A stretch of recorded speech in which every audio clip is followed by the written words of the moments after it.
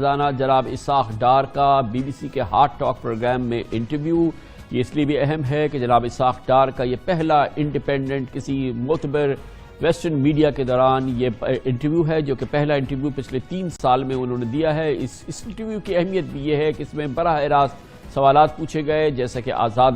آزاد independent journalism میں سوالات پوچھے جاتے ہیں، اور ان سوالات کے جوابات یقیناً اسحاق ڈار صاحب کے لیے اتنے آسان نہیں ہو سکتے تھے، اور یقیناً یہ پورا ماحول اسی لیے اس نے بہت دلچسپی پیدا کی ہے، کیونکہ اس انداز کا انٹرویو نہ جناب نواز شریف کا ابھی تک ہوا ہے، کوئی انڈیپینڈنٹ آزاد انٹرویو، نہ ہی جناب اسحاق ڈار کا ہوا ہے، اور نہ ہی پاکستان مسلم لیگ نون کی لیڈرشپ اس قسم کی کسی اسکروٹنی سے گزری ہے۔ اسی لیے اس انٹرویو کے چرچے ہیں۔ جیسے ہی یہ انٹرویو نشر ہوا ہے، یہ پاکستان میں اور پاکستان سے باہر جہاں پاکستانی رہتے ہیں وہاں پہ اس کو دیکھا جا رہا ہے، اس کی بات کی جا رہی ہے، اور اس میں سب سے اہمیت کی بات یہ ہے کہ جناب اسحاق ڈار سے جب امپورٹنٹ سوالات پوچھے اس انداز سے جو کہ ایک مغربی صحافی پوچھ سکتا ہے جو پاکستان میں دلچسپی رکھتا ہے، اور پھر وہ بی بی سی کا فورم ہو اور اس کا پروگرام مائے ناز پروگرام ہارٹ ٹاک ہو، تو یقیناً پوری دنیا اس کو توجہ سے دیکھتی ہے۔ اسی لیے اس پروگرام میں بہت ہی مشکل لمحات میں نے دیکھے جناب اسحاق ڈار کے لیے آئے، اور ان سوالوں کے حوالے سے یقیناً جو کسی بھی پاکستان مسلم لیگ نون والے کے لیے جواب دینا بہت مشکل ہو سکتے ہیں۔ مثال کے طور پہ اسٹیفن سیکر جو ہارٹ ٹاک کے بہت ہی نامور اینکر پرسن ہیں، ہوسٹ ہیں، ان کا یہ سوال کہ پاکستان مسلم لیگ نون فوجی برتری کے خلاف جدوجہد کر رہی ہے، سول سپریمیسی کی بات کرتی ہے، آمریت کی جدوجہد کے خلاف بات کرتی ہے، مگر اس نے جنم تو جنرل ضیاء الحق کی گود میں لیا، یہ تو جنرل ضیاء الحق کی پروردہ تھی، آپ کیسے جمہوریت کی بات کر سکتے ہیں؟ بہت اہم سوال تھا۔ یقیناً اسحاق ڈار صاحب کا قصور نہیں اگر ان کے پاس اس کا ٹھوس جواب نہیں تھا۔ اس انٹرویو میں وہ مشکل لمحات تھے جب پاکستان میں 2018 کے الیکشن کی شفافیت کے حوالے سے بات کی گئی، جس کو بار بار جناب اسحاق ڈار اور آبویسلی ان کی پارٹی کہتی ہے کہ اس میں ڈاکہ ڈالا گیا ہے، مینڈیٹ پہ ڈاکہ ڈالا گیا ہے، اور یہ کہ یہ الیکشن کسی صورت سے شفاف نہیں تھے، یہ فراڈ الیکشن تھے۔ یہ بہت اہم بات ہے کہ اسی شفاف الیکشن کے نتیجے میں جنم لینے والی پارلیمنٹ کا پاکستان مسلم لیگ نون نہ صرف باقاعدہ حصہ ہے صوبائی سطح پر بھی اور قومی سطح پر بھی، لیکن یہ الیکشن شفاف تھے۔ اس حوالے سے بہت مشکل صورتحال میں ڈالا اسٹیفن سیکر نے اسحاق ڈار کو۔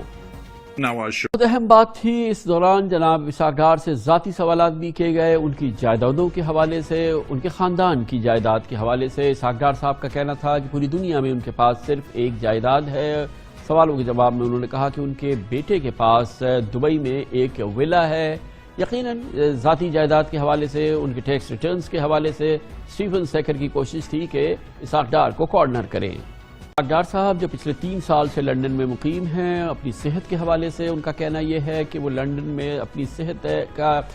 کے حوالے سے، اپنے میڈیکل پرابلمز کے حوالے سے موجود ہیں۔ یاد رہے کہ سن 2017 میں اسحاق ڈار صاحب معاشی کانفرنس میں شرکت کرنے کے لیے تاجکستان تشریف لے گئے تھے، جس کے بعد وہاں سے وہ لندن گئے۔ اس کے بعد سے لے کے حکومت کی تبدیلی تک بھی وہ لندن میں تھے، الیکشن کے بعد سے بھی وہ لندن میں ہیں، مسلسل ان کا قیام لندن میں ہے۔ وہ اپنا کیس پاکستان میں جا کے کیوں نہیں لڑتے، پاکستان وہ کب جائیں گے، اس حوالے سے بھی اسحاق ڈار صاحب کو مشکل میں ڈالا اسٹیفن سیکر کے سوالات نے۔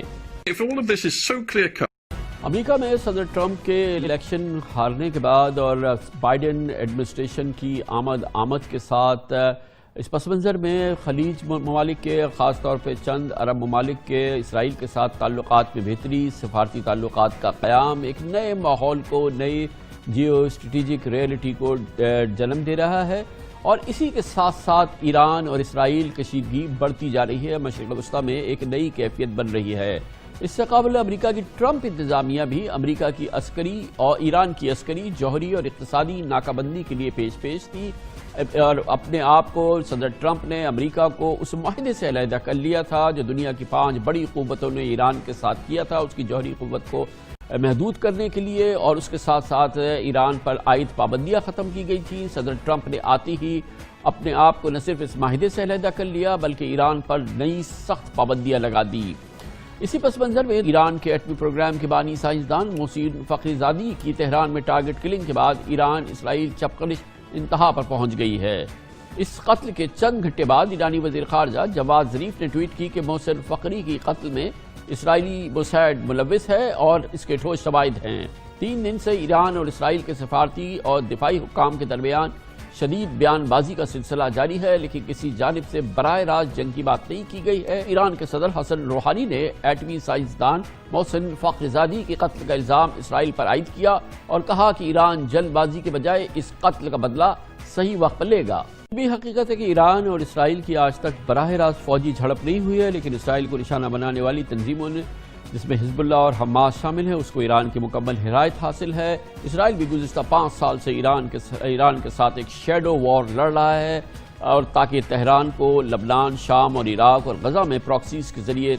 تل ابیب کا گھیراؤ کرنے کے مبینہ مقاصد حاصل نہ ہو سکے۔ اسرائیل اب موساد کے اہلکاروں کو فارسی زبان پڑھنا، لکھنا، بولنا سکھا چکا ہے۔ اطلاعات کے مطابق فارسی سیکھنے والوں کا ایک الگ انٹیلیجنس یونٹ ہے۔ ایران بھی موساد کے ایجنٹس کو منظر عام پر لانے کے لیے ان پر جاسوسی کا الزام لگاتا ہے اور ان کو پھانسی دے دیتا ہے۔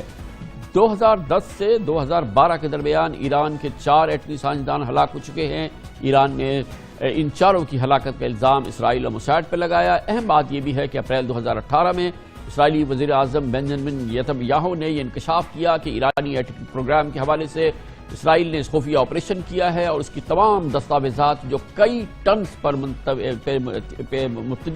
مبنی تھی ان کو اٹھا کے اسرائیل لے آئے ہیں۔ اس کے حوالے سے اسرائیل کے وزیر اعظم نیتن یاہو نے ایک براہ راست قومی خطاب میں ان دستاویزات کو جاری کیا تھا، اور اس میں خاص طور پہ انہوں نے محسن فخرزادی کا ذکر کیا تھا، جن کو حالیہ حملے میں اسرائیل نے ہلاک کر دیا۔ یہ بھی ایک بہت ہی سنسنی خیز معاملہ تھا جب اسرائیل نے دعویٰ کیا کہ اس نے ایران کے تمام ایٹمی راز چرا لیے ہیں۔